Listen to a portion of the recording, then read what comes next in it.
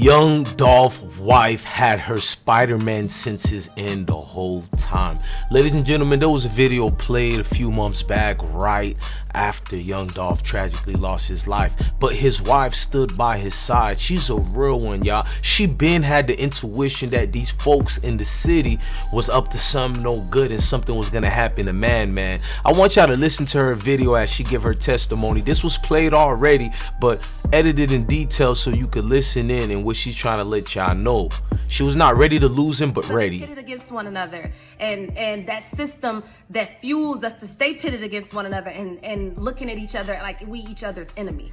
It's like we just hate, and we look at that other person that looks so much like us, and we hate ourselves so much that we spew out that hate, and we do so much damage. We create so much hurt within the lives of others. That system needs to be broken, man. Like, it really does. And I don't know what it's gonna take. I don't know how to do it. I don't have the answers, but I do know it's something that is serious, and it's something that we as the Black community, that we need to come together in solidarity, like we were able to get so many other people to join our movement and come and become one with us. We need to come together as a Black. Now I'm gonna show y'all a video of Young Dolph's beautiful queen. Dolph Beautiful Queen speaks on his existence and speaks on the things before he died. The video you're watching, it's moments before Young Dolph died, and his wife does a beautiful statement, you feel me, about everybody. It ain't just for Dolph, it's for all of us, and how she feels about her husband before he died. Remember, keyword, before he died. So let's listen to the beautiful queen as she give her synopsis on what's been going on out here in these streets. Place, you know, just a lot of different emotions from everything that I've experienced, and like I've been trying to make sense of so much, right? I've been trying to make sense of like just where we are in the times, like in terms of like everything just seeming so hateful, like from police brutality to like non-Black on white crimes. But then like I had to face a tragedy within my own like household, or not household, but my family dynamic, and we experienced Black on Black crime. And for me, that was like something else. It's like we getting all of this hate from all over, from all of these different areas, and then we give that same hate to our own people within our own community, right?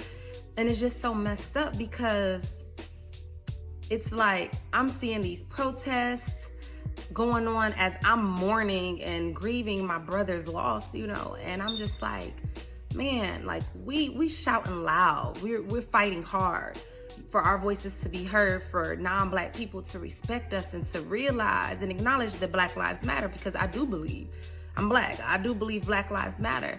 But I'm like, what about to our fellow Black peers and just our community? Like, why don't we treat our lives like we matter amongst one another? Like I know more people that have died at the hands of a Black person committing a crime against them than I do personally know someone who's been murdered, or attacked by a non-Black person. And although I know I'm not trying to diminish the value of us experiencing police hate crimes and police brutality that's driven by racism or whatnot, I'm not diminishing that, but it's just still very hurtful to me that even once we get a conviction, or we get bills to be put in place to where non-Black people have to value our lives, what about what remains within our own communities where we don't value each other? And so it breaks my heart, because literally my heart is broken, because I lost such an important person to me due to a senseless crime, and it was his Black brother. Like they even discussed, my brother even tried to be like, look, we're gonna be responsible men, we're gonna handle this decently, let's come up with an agreement. He tried to do that, and that wasn't good enough. It's just death over honor, like literally that's the code that people live by, and especially within our community, and we hurt each other time and time again. And I'm just like, what are we gonna do about that? Like, I've never experienced this type of pain before, but I know it's so many people that have. They've experienced this, and I'm just like, what can be done? Literally, I was just watching, a news clipping where someone pulled in front of a house and let off like 70 rounds, right? And I get that it's all type of backstories and reasonings behind, but really, like, man, it should not be no reason, like, for you to bring so much havoc, wreak so much havoc on someone else, you know what I'm saying? Take lives, like, without even thinking about everybody else that's associated and attached to these lives and what it will do for them, man. Like, it's so much of that, and it's like a vicious cycle. You hurt my family, I'm hurt yours.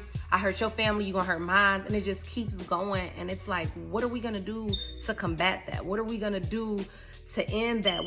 How can we protest against that? How can we shame the people within our community to like the utmost way of shaming someone? I don't know, like, what to do, but putting our heads together, like, when are we gonna come and put our heads together to figure out what can be done?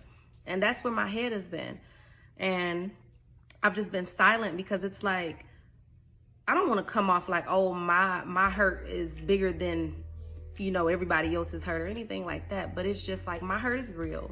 I got to acknowledge it. And this is like, I really wonder, like, what are we going to do? Like, I'm literally stuck in this place where I'm realizing, like, we don't value our own lives. Like, I was robbed, like, about 2007, I was robbed at gunpoint in Detroit. And two black men, like, they robbed me at gunpoint, right? It was during the holidays. And it was like, they didn't look at me like I was their sister, like I could be, you know what I'm saying, they little cousin, like nothing. Yeah, like they literally could have taken my life. And then it's just like, this happened to my brother, and I literally had to stop and get gas in an area that wasn't like... Hey, listen, folks, I don't mean to interrupt your video, but I need y'all to hit that like button, hit that notification bell, and smash that subscribe button. It's important to hit the notification bell. That's the way you support.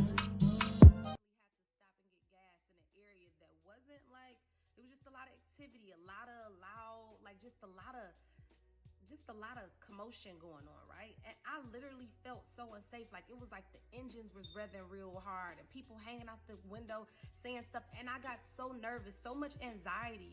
I was scared. Like, I'm a black woman and I'm in a black environment and I'm scared.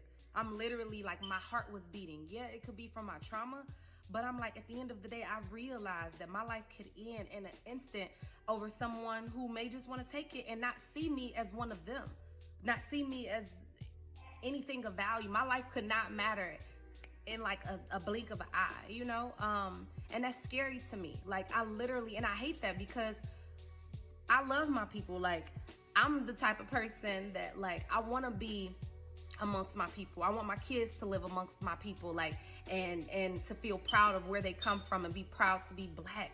But you say that, and in the same instant, you can sound like a hypocrite because you scared for your life around your own people. But it's like, it's a why.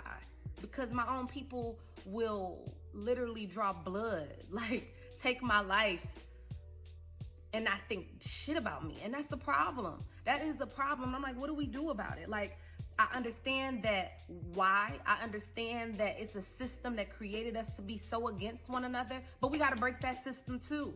Like, we have to. It's a system that's been created for everything that we endure as black people, but we got to break those systems. Just as we want them to break their systems and the way that they deal with us and the way that they can abuse us and handle us like police, I feel like that's a system that we trying to go against.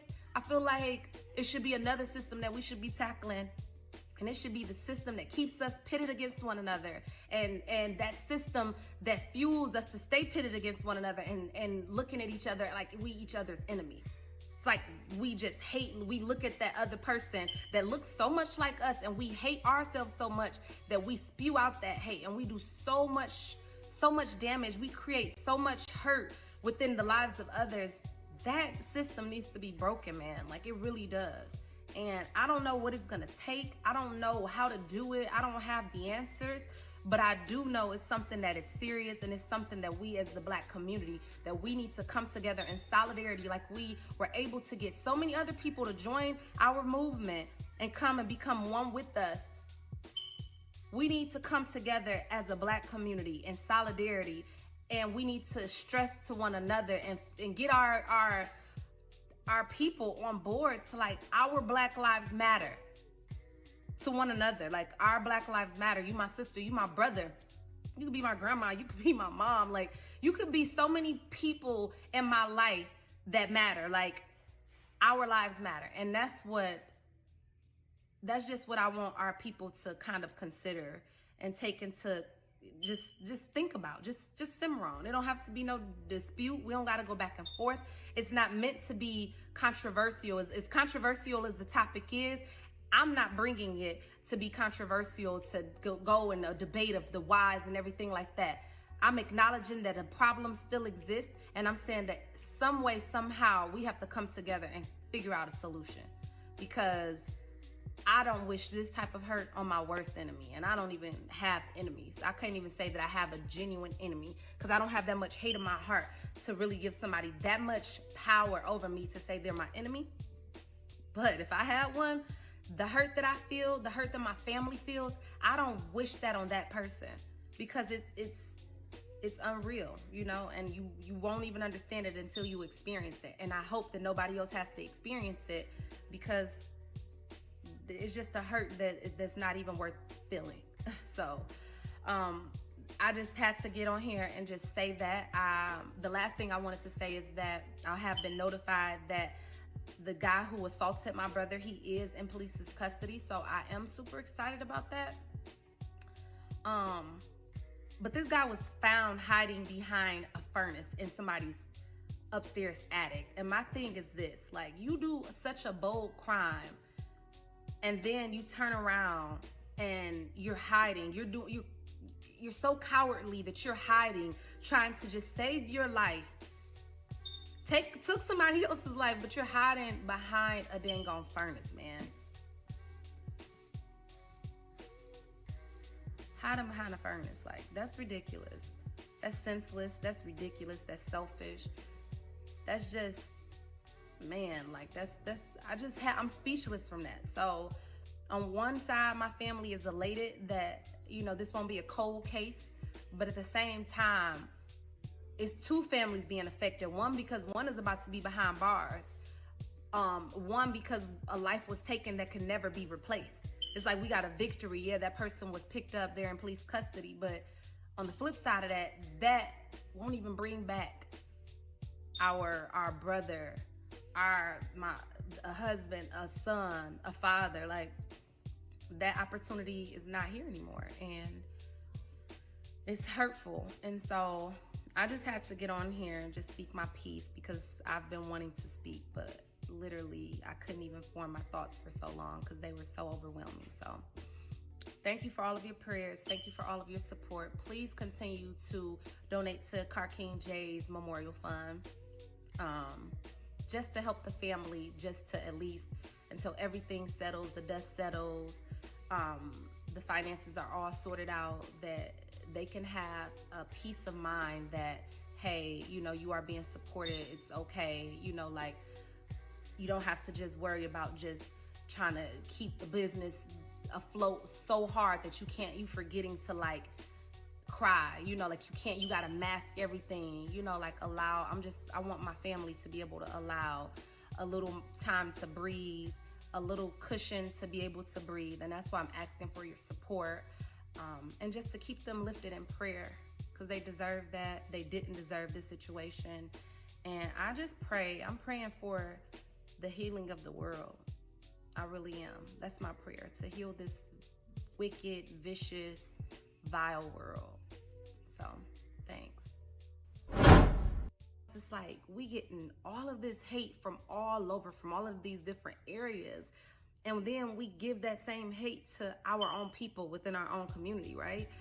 And it's just so messed up, because it's like, I'm seeing these protests going on as I'm mourning and grieving my brother's loss, you know, and I'm just like, man, like, we shouting loud. We're fighting. you can see how strong her love was for Dolph and what she's been through or whatnot, man. Look, man, go support that family for real and understand this was more than a loss for the city as well. This was kids losing a father, a partner losing a partner, you know what I mean? And I want y'all to think about that, and as y'all leave here, stay blessed. Love your family, love your kids, and always stay blessed, gang. I truly mean that. And I know we'll move forward, but the pain will never be forgotten because it's still gonna be there. It's a burden every day to get up, guaranteed.